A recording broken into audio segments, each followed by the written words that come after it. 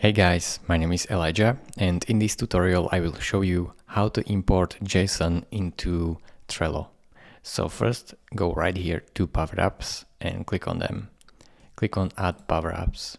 Now add Power App which is named Import to Board JSON. So as you can see, click on Add right here and add this Power App by this button. So click on it. And you should be able to add it simply. So as you can see, it is added. So click on this X icon. And here under Power Apps, you should be able to see Import to Board JSON. So simply click on it. And you have to authorize with Trello.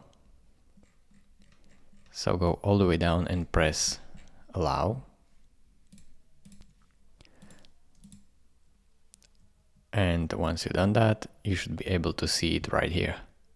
So click on it and simply import your JSON file right here.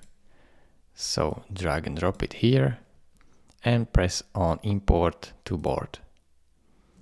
Now, as you can see, it will start importing, and once done, it's simply like this.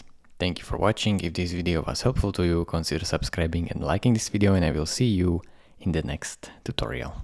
Bye bye.